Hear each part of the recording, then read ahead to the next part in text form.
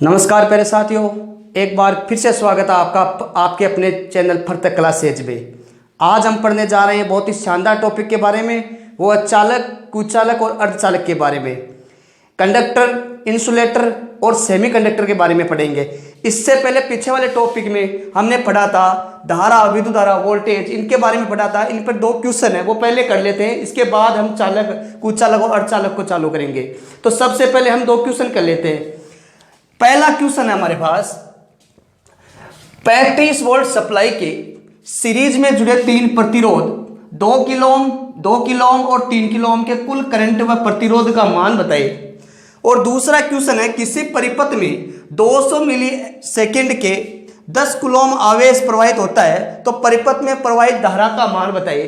पहले ये करते हैं क्योंकि इसमें क्या है, धारा की 2 परिभाषाएं होती है जो पीछे वाले टॉपिक में मैंने बताई थी आपको। तो सबसे पहले ये पढ़ेंगे। तो हमारे बीच कंफ्यूज का जो क्वेश्चन है, क्योंकि इसमें क्या कहा है, तो इसमें धारा का मान बताइए। धारा का मान बताइए। जैसे धारा का दाम आता है हमारे दिमाग में आता है कि धारा का सूत्र होता है वो I बराबर V बट्टा R होता है। लेकिन साथियों हमें ध्यान रखना होगा कि I बराबर V बट्टा R विद्युत धारा का जो सूत्र है, लेकिन इसमें ना ही तो I दिया हुआ है, इसमें ना ही तो V दिया हुआ है और ना ही R दिया हुआ है। तो अब क्या करेंगे, तो इसके लिए हमें क्या करना होगा, दूसरा सूत्र आपको बताया था I बराबर Q बट्टा T। आवेश प्रवाह की दर को भी विद्युत धारा कहते हैं, इलेक्ट्रॉन्स प्रवाह की दर को भी विद्युत धारा कहते हैं। तो हम क्या करेंगे, I बराबर Q बट्टा T, ये भी विद्युत धारा का सूत्र है। तो इसमें हम सूत्र चेंज करेंगे, I बराबर Q बट्टा T, ये सूत्र है इसका।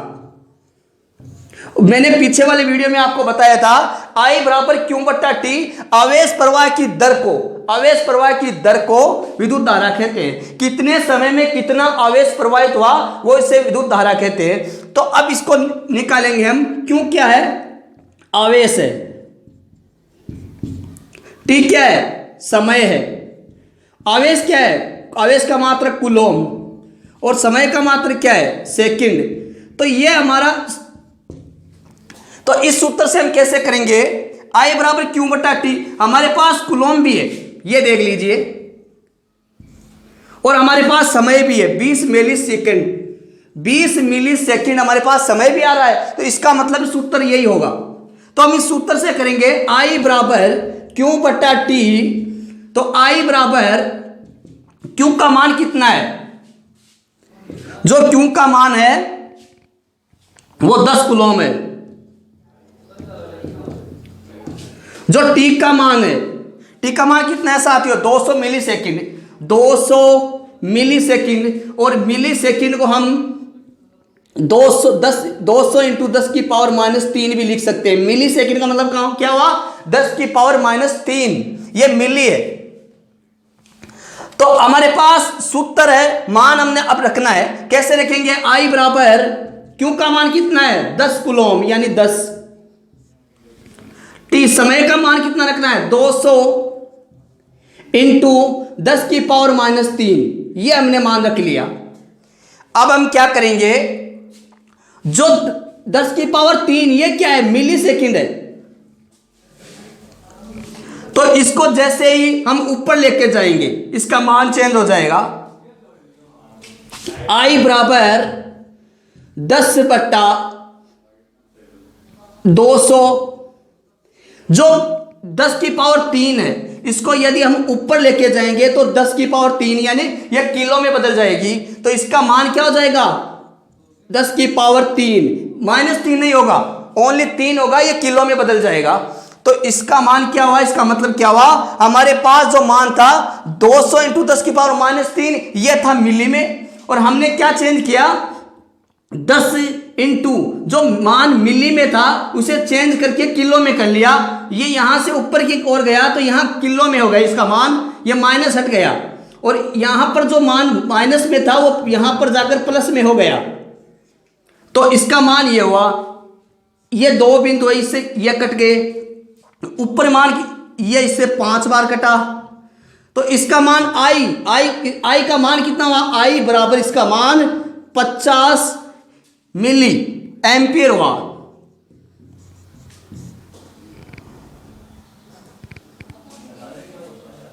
तो साथ ही इसका मान 50 एम्पियर हुआ, सॉरी क्योंकि मिली से हमने चेंज कर लिया, तो इसका मान कितना हुआ 50 एम्पियर हुआ। आपको ध्यान में आया होगा, समझ में आया होगा, एक बार फिर से देख ले। इसे हमने क्या किया, सबसे पहले I बराबर Q बट्टा T से निकाला। इससे क्या किया, जो Q बट्टा T है इसका मान कितना है, Q का मान 10 है और Q का मान 10 है और T का मान 200 है। 200 मिली सेकेंड लिखा हुआ है, तो मिली सेकेंड का मतलब हुआ 10 की पावर -3। अब हम इस सूत्र से करेंगे I बराबर Q बट्टा T। इसका मतलब क्या हुआ, जो Q का मान है वो 10 है बट्टा T 200। अब क्या किया हमने, 200 इंटू 10 की पावर 3, ये मिली है। इसको अब इस माइनस को हटाएंगे, इस मिली को हटाएंगे तो यहां पर ऊपर जाकर ये किलो में बदल जाएगा। तो इसके बाद हम क्या करेंगे, इस दो बिंदु से दो बिंदु को काट देंगे, इस 10 से इस 5 से काट देंगे और इसका मान 50 एम्पियर हो जाएगा। तो साथियों आई होप आपको ये प्रश्न समझ में आया होगा। और इसके बाद हम क्वेश्चन नंबर 2 देखेंगे।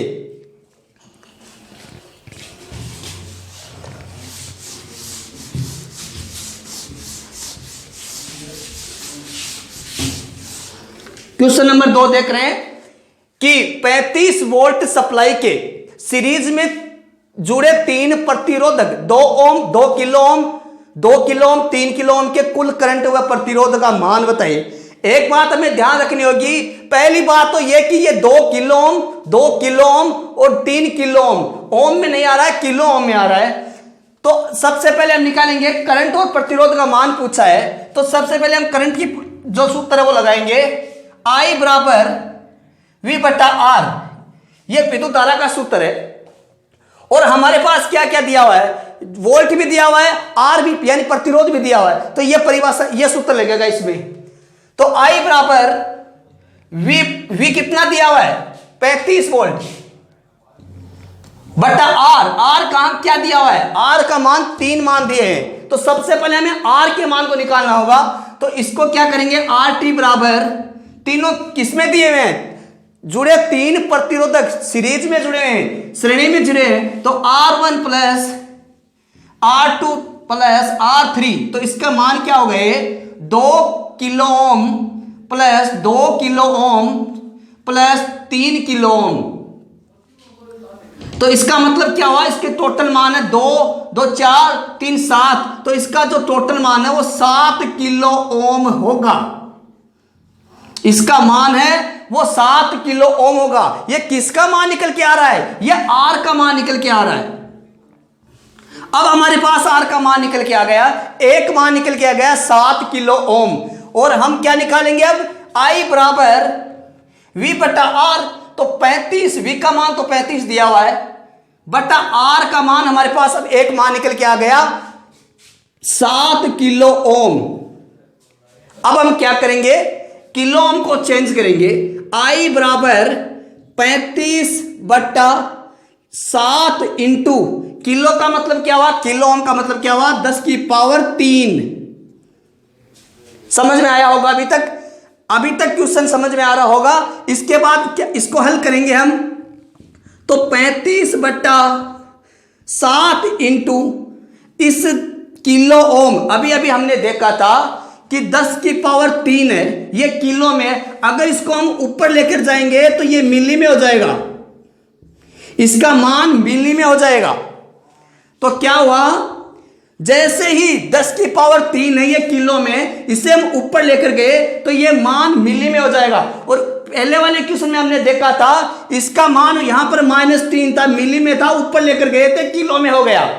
तो हमें क्या करना होगा, इसको काटना होगा, 7 पंजे 35, तो इसका मान क्या हुआ साथियों, इसका मान हुआ 5 इंटू 10 की पावर 3, सॉरी 5 इंटू 10 की पावर -3। इसका मतलब क्या हुआ कि 5 मिली एम्पियर इसका मान हो गया साथियों। इसका मतलब क्या, इसका मान क्या हो गया 5 मिली एम्पियर। और हमने क्वेश्चन में क्या पूछा हमें, कुल करंट, तो I का मान क्या हो गया 5 मिली एम्पियर और R का मान क्या हो गया 7 किलो ओम जो हमें यहां पर दिखाई दे रहा है। साथियों आई होप आपको समझ में आया होगा। ये क्वेश्चन एक बार फिर से रिपीट कर देता हूं। आई बराबर वी बटा आर है। आई बराबर वी बटा आर, वी का मान 35 दिया हुआ है, बट्टे में आर का मान 3 मान दिए हुए। तो सबसे पहले मैं आर के मान निकाल लेंगे, R1 R2 R3, क्योंकि सीरीज में एक बात मैंने पिछले वीडियो में बताया था, ये प्रतिरोधक है जबकि प्रतिरोध नहीं है। प्रतिरोध तो पदार्थ का गुण होता है, ये प्रतिरोधक है। तो 3 सीरीज में जुड़े R1 R2 R3, इनका मान निकल के आया 7 किलो ओम। और हमने यहां क्या रखा, I बराबर V बटा आर, V 35 है और R कितना है 7 किलो ओम। किलो ओम है, I बराबर 7 किलो ओम। इसका मतलब क्या, 7 इंटू 10 की पावर 3 को किलो भी बोलते ना। इसके बाद क्या करेंगे, जो मान दिया हुआ है 35 जो किलो ओम दिया हुआ है, इसका क्या करेंगे, 35 इंटू जो किलो दिया हुआ है, इसको अगर यहां से जो 10 की पावर मान जो किलो दिया हुआ है, ये क्या है 35 बट्टा 7 इंटू 10 की पावर 3 है। अगर इसे हम यहां ऊपर लेकर जाएंगे तो ये मान मिली में हो जाएगा। साथियों हमने यही तो किया है, यहां पर मान था किलो में, इससे हम ऊपर लेके गए, ये 10 की पावर -3 यानी मिली में हो गया। इससे पहले वाले क्वेश्चन में क्या था, यहां पर मान माइनस में दिया हुआ था, इसे ऊपर लेकर गए तो 10 की पावर -3 यानी किलो में हो गया था। तो यही तो हम कर रहे हैं ना। तो इससे क्या हुआ, 7 से 35 5 बार कटा, तो इसका मतलब क्या हुआ 5 इंटू 10 की पावर -3 और -3 मिली होता है, तो 5 इंटू 10 की पावर 3 का मतलब 5 मिली एम्पियर इसका आंसर होगा।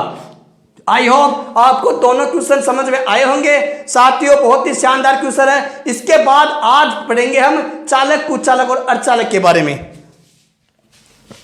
बहुत ही शानदार टॉपिक के बारे में पढ़ने जा रहे हैं।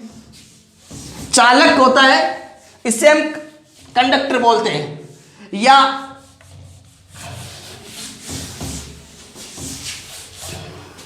साथियों आज हम पढ़ेंगे चालक,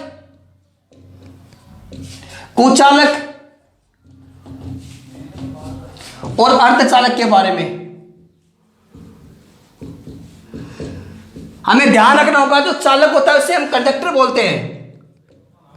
पीछे वाले वीडियो में भी देखा था, कुचालक को इंसुलेटर बोलते हैं। जो अर्धचालक होता है, इसे बहुत कम लोगों को ध्यान होता है, इसे सेमी कंडक्टर बोलते हैं। अब इसकी परिभाषा के बारे में हमें जानना होगा। सबसे पहले चालक पदार्थ क्या होता है, जिसमें विद्युत धारा का प्रवाह आसानी से हो सके, चालक कहलाता है। पीछे वाले वीडियो में भी हमने देखा था, जिसमें विद्युत धारा का प्रवाह हो सके, पिछले वाले वीडियो में हम देखा था, जिसमें विद्युत धारा का प्रवाह हो सके उसे कंडक्टर बोलते हैं। जिसमें विद्युत धारा का प्रवाह आसानी से हो सके उसे कंडक्टेंस बोलते हैं। तो ये क्या है, जिसमें धारा का प्रवाह, पहला टॉपिक हुआ जिसमें धारा का प्रवाह हो सके, धारा का प्रवाह है हो सके। क्या होता है, चालक में विद्युत धारा का प्रवाह हो सकता है, जबकि कुचालक में धारा का प्रवाह है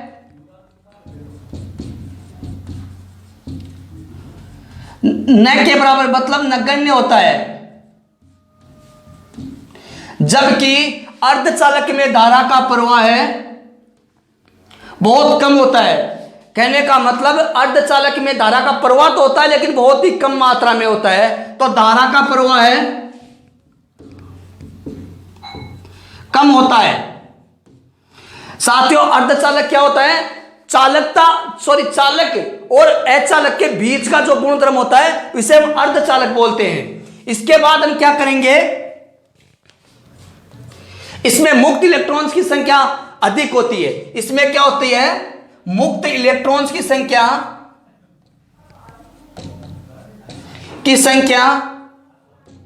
अधिक होती है। जबकि जो कुचालक पदार्थ होते हैं इसमें इलेक्ट्रॉन्स कहां से प्रवाहित होंगे, क्योंकि ये कुचालक में धारा का प्रवाह नहीं हो रहा, और जिसमें धारा का प्रवाह नहीं होगा उसमें इलेक्ट्रॉन्स का प्रवाह भी नहीं होता। तो इसका मतलब क्या हुआ, इलेक्ट्रॉन्स का प्रवाह है बी, नगण्य होता है, यह भी नहीं होता इसमें। इसमें विद्युत धारा का जो इलेक्ट्रॉन्स का प्रवाह है बहुत कम मात्रा में होता है। अब इसके बाद हम पढ़ेंगे कि परमाणु की अंतिम कक्षा में इनमें कितने कितने इलेक्ट्रॉन्स होते हैं। साथियों, हमें ध्यान रखना होगा जो चालक है इसके परमाणु की अंतिम कक्षा में अधिकतम इलेक्ट्रॉन्स की संख्या, अधिकतम इलेक्ट्रॉन की संख्या 2n² होगी। जैसे मान लीजिए 1 2 3 5 7 9 यह हो सकती है, जबकि कुचालक पदार्थों में कि परमाणु की अंतिम कक्षा में इलेक्ट्रॉन्स की जो संख्या होती है वो 8 होती है, जबकि अर्धचालक पदार्थ होते हैं इनके परमाणु की अंतिम कक्षा में जो परमाणु होते हैं उनके अंतिम कक्षा में इलेक्ट्रॉन्स की संख्या है, इलेक्ट्रॉन्स की जो संख्या है वो 4 होती है।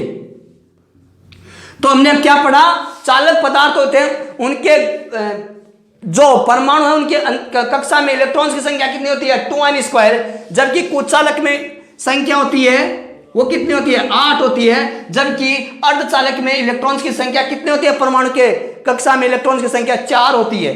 इसके बाद हम पढ़ेंगे जो चालक पदार्थ है इसमें प्रतिरोधकता का मान, चालक पदार्थ है इसमें प्रतिरोधकता का मान नगण्य होता है, इसमें प्रतिरोधकता का मान नगण्य होता है, जबकि इंसुलेटर या कुचालकों में प्रतिरोधकता का मान अधिकतम होता है। वह अर्धचालक पदार्थों में प्रतिरोधकता का मान मध्यम होता है। क्या पढ़ा, क्योंकि जितना अच्छा चालक होगा प्रतिरोध का मान उतना ही कम होगा, तो ये एक अच्छे पदार्थ है चालक, इसलिए इसमें प्रतिरोध का मान, प्रतिरोधकता का मान बहुत ही कम है, ये नगण्य के समान है। कुचालक पदार्थ है वो अच्छे प्रतिरोधक क्षमता होती है, इसलिए इसमें क्या होता है धारा प्रवाह नहीं होता है, इलेक्ट्रॉन्स का प्रवाह नहीं होता है, इसलिए इसके प्रतिरोध का मान क्या होता है अच्छा होता है। तो हमने इसके बारे में पढ़ा। अब हम पढ़ेंगे चालक पदार्थ होते कौन से, कुचालक पदार्थ होते कौन से, अर्धचालक पदार्थ होते। साथियों, चालक पदार्थ है जैसे चांदी, तांबा, सोना, एल्यूमिनियम, ये किस श्रेणी में आते हैं, चालक पदार्थ में। कुचालक पदार्थ में पता जिन्हें विद्युत धारा का प्रवाह बिल्कुल नहीं होता, कुचालक जैसे अभ्रक मान लीजिए, माइका मान लीजिए, बेकेलाइट मान लीजिए, बेकेलाइट मान लीजिए, सूखी लकड़ी मान लीजिए,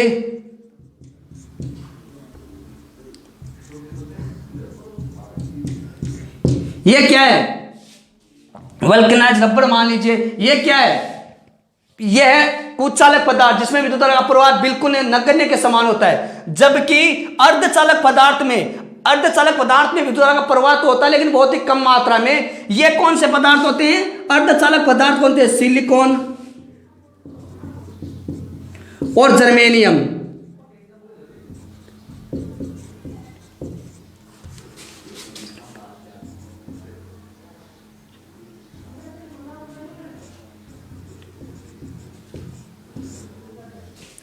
सिलिकॉन और जर्मेनियम धातु है, इसमें क्या होता है विद्युत धारा का प्रवाह होता है लेकिन बहुत ही कम मात्रा में होता है। साथियों, हमने चालक, कुचालक और अर्धचालक के बारे में पढ़ा, कंडक्टर, इंसुलेटर और सेमीकंडक्टर के बारे में पढ़ा। अब इसके ताप गुणांक के बारे में पढ़ेंगे, किसका ताप गुणांक कितना होता है। साथियों, जो मैं अब आपको डेटा बता रहा हूं काफी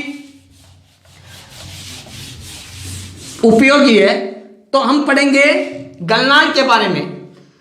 साथियों, चालक पदार्थ में क्या है, चालक में जो तांबा होता है, तांबे का गलनांक कितना होता है 1083 डिग्री। बहुत ही ध्यान योग्य बात, रखने योग्य बात है। चांदी है, चांदी का जो गलनांक है वो कितना होगा 960 डिग्री। बहुत ही शानदार, ध्यान रखना इसे। और इसके बाद हम पढ़ेंगे तांबा, चांदी और एल्यूमिनियम का जो गलनांक है साथियों,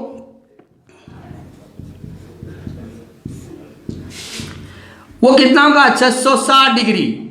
ये इसके गलनांक है। लगभग एग्जाम में पूछे जाते हैं कि तांबा का गलनांक कितना है, चांदी का गलनांक कितना है और एल्यूमिनियम का गलनांक कितना है। अब इसके बाद हम इनकी प्रतिरोधकता बारे में पढ़ेंगे कि चांदी की प्रतिरोधकता कितनी होती है। चांदी की प्रतिरोधकता, चांदी की साथियों जो प्रतिरोधकता होती है वो कितनी होती है? 1.59 इंटू 10 की पावर -8 ओम मीटर होती है, क्योंकि प्रतिरोधकता है और प्रतिरोधकता का जो मात्रक होता है वो ओम मीटर या और ओम से भी होता है। इसके बाद हम तांबे की प्रतिरोधकता बारे में बात करेंगे। तांबे का जो प्रतिरोधकता है वो कितनी होती है? 1.72 इंटू 10 की पावर -8 ओम मीटर। इसके बाद हम किसके बारे में बात करेंगे? एल्यूमिनियम की प्रतिरोधकता के बारे में। एल्यूमिनियम का जो प्रतिरोधकता का मान है 2.65 इंटू 10 की पावर -8 ओम मीटर। तो हमने तीनों की प्रतिरोधकता के बारे में जाना है। चांदी की जो प्रतिरोधकता है साथियों वो 1.59 इंटू 10 की पावर -8 ओम मीटर है, और तांबे की जो प्रतिरोधकता है 1.72 इंटू 10 की पावर -8 ओम मीटर है, और एल्यूमिनियम की जो प्रतिरोध 2.65 इंटू 10 की पावर -8 ओम मीटर है। और गलनांक की हमने बात की है। ये काफी महत्वपूर्ण चीजें हैं दोनों, इनके बारे में बहुत क्वेश्चन पूछे जाते हैं। तो तांबे का गलनांक 1083 डिग्री है, चांदी का गलनांक 960 डिग्री है और एल्यूमिनियम का गलनांक 660 डिग्री है। अब इसके बाद हम लास्ट चीज पढ़ने जा रहे हैं आज की, वो है जो अचालक पदार्थ होते हैं वो उनके कौन से वर्ग में आते हैं और कितनी डिग्री पर होते हैं। तो यहां पर हम वर्ग लिख सकते हैं, यहां पर तापमान लिख सकते हैं, यहां पर क्रम संख्या लिख सकते हैं। तो सबसे पहले हम लिखेंगे YA EBFHC। यहां पर इसे पहली संख्या मान लीजिए, इसे दूसरी संख्या, इसे तीसरी, इसे चौथी, इसे पांचवी, इसे छठवीं और इसे सातवीं। YAEBFHC ये क्या है? ये वर्ग में कौन कौन से किस किस वर्ग में आते हैं, एग्जाम में क्वेश्चन पूछा जाता है इसका। और इसका इन पदार्थों का जो ताप गुणांक है, ये अचालकों की जो वो वर्ग दिया गया है, इसका तापमान कितना होगा? तापमान का मान क्या होगा? जो Y है इसका तापमान 90 डिग्री होगा, इसका तापमान 105 डिग्री होगा, इसका तापमान 3 नंबर का तापमान 120 डिग्री होगा, 4 नंबर का तापमान 130 डिग्री होगा, 5 नंबर का तापमान 155 डिग्री होगा, 6 नंबर का तापमान 180 डिग्री होगा, और 7 नंबर का जो तापमान है वो 180 डिग्री से अबव होगा। इसका मतलब क्या हुआ? किस किस वर्ग में एग्जाम में, चाहे टेक्निकल हेल्पर हो, चाहे DMRC हो, चाहे हरियाणा लाइनमैन हो, कोई सी भी एग्जाम हो, ये क्वेश्चन लगभग पूछा जाता है कि अचालकों की श्रेणी में Y का तापमान कितना है? 90 डिग्री पर है। F का तापमान कितना है? 155 डिग्री पर है। और अंतिम तापमान है वो C का सबसे अधिक तापमान होता है 180 डिग्री से भी ऊपर। और साथियों सबसे अधिक तापमान इसका है, इसका मतलब क्या हुआ? इसमें क्या आती है? जैसे चीनी मिट्टी ले लीजिए,